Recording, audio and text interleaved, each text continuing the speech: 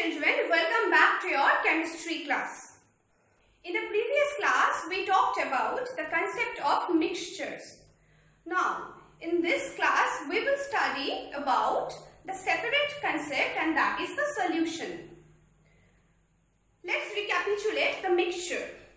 What is the mixture?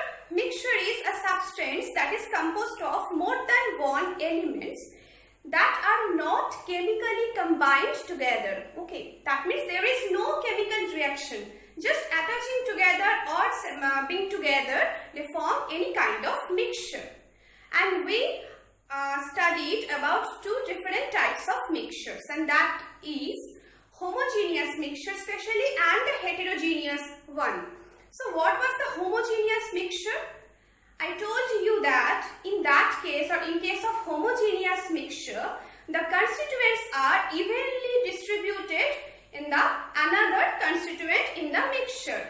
That means we cannot distinguish the constituents or elements in the mixture with our naked eyes.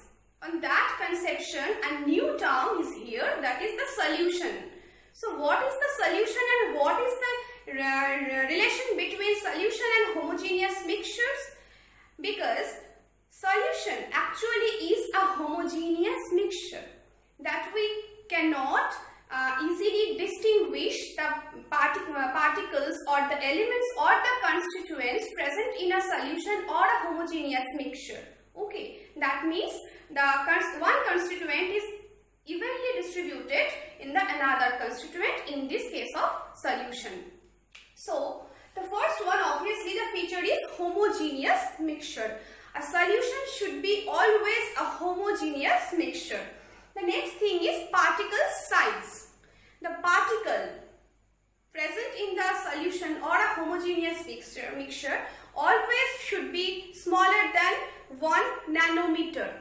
1 nanometer means 10 to the power minus 9 meter. That means the smallest, very small I can say. So particles are here the smallest in size, and that's why we cannot easily separate the particles in a solution with our naked eyes. And the next thing is a very important and a new term, and that is the scattering of light present in the solution by some particles. So it is very important here. And what it is it? What is it?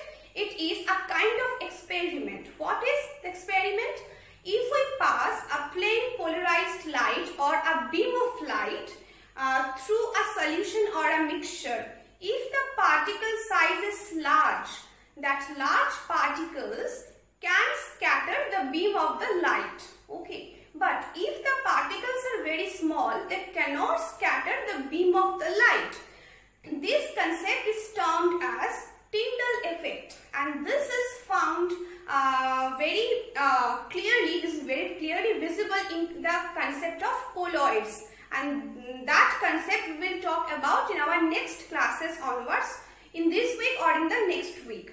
But in this class, I told you that this concept because this is a very important experiment to know or to identify whether some particles present inside a mixture is larger or smaller. Because if the particles are smaller, they cannot scatter the beam of the light. But if the particles present in a mixture is larger, they can scatter the beam of the light. So this experiment is very much important to identify the nature of a mixture. Okay, that's why it is very important when you study about mixture. So here, as the particles are the smallest or size in less than 1 nanometer, that's why they cannot scatter the beam of the light. Okay, and now the last feature is the particles cannot be separated by filtration. In the previous class, we told you that there are so many techniques or processes to separate the constituents present in a mixture. Filtration is the easiest process, but we will talk about the separation techniques in our next classes. But in this class, you have to learn that the easiest process is filtration, and in this case, even particles cannot be separated by this even filtration process. So Children, I hope this basic concepts about solution is very clear to you. Now, we will talk about some specific terminology in case of solutions.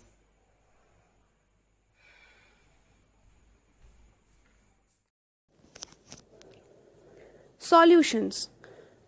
Do you know seawater contains salt? But we cannot see it. Salt has dissolved in it. So seawater is a solution. A solution is a mixture in which substances are completely dissolved.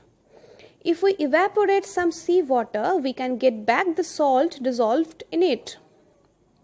Sugar dissolves in water, but sand does not. We can say sugar is soluble, but sand is insoluble in water. The substance which is soluble in other substance is called the solute.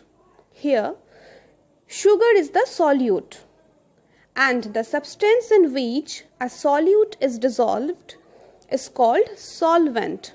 Here, water is the solvent.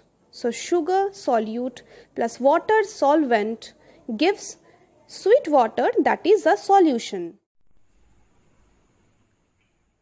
So I hope all the features and necessary concepts regarding the solution is very clear to you now. In the next classes, we will talk about different types of solution based on the nature or physical state of the constituents or the solute and solvent.